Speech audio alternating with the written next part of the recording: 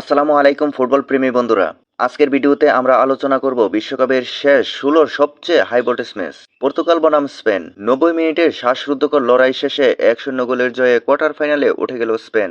আর বিশ্বকাপের স্বপ্ন শেষ হলো পর্তুগালের। খেলা শুরু থেকেই দুই দলই ছিল আক্রমণাত্মক। প্রথম ১০ মিনিটে স্পেন বল দখলে এগিয়ে থেকে একের পর এক আক্রমণ গড়ে তোলে। তবে পর্তুগালের রক্ষণও ছিল দারুণ সংগঠিত।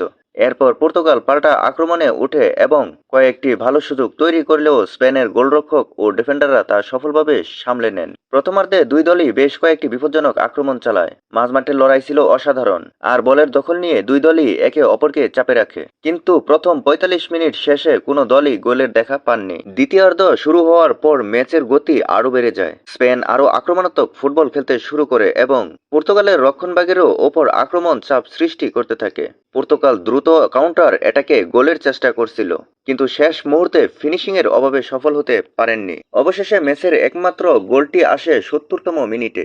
দারুণ এক আক্রমণ থেকে স্পেন গোল করে ১-০ ব্যবধানে এগিয়ে যায়। গোল হজম করার পর পর্তুগাল ম্যাচে ফেরার জন্য সর্বশক্তি দিয়ে আক্রমণ চালায়।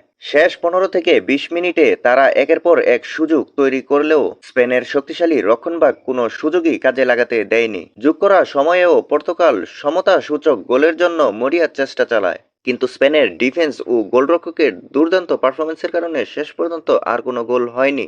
রেফারির শেষ বাঁশি বাজতেই ১-০ গোলের গুরুত্বপূর্ণ জয় নিয়ে কোয়ার্টার ফাইনালে জায়গা নিশ্চিত করে স্পেন। অন্যদিকে লড়াই করেও বিশ্বকাপ থেকে বিদায় নিতে হলো পর্তুগালকে। আপনাদের মতে আজকের ম্যাচের সেরা খেলোয়াড় কে ছিল? আর স্পেন কি এবার বিশ্বকাপ জিততে পারবে?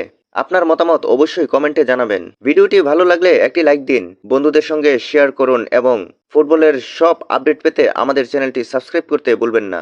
আল্লাহ হাফেজ।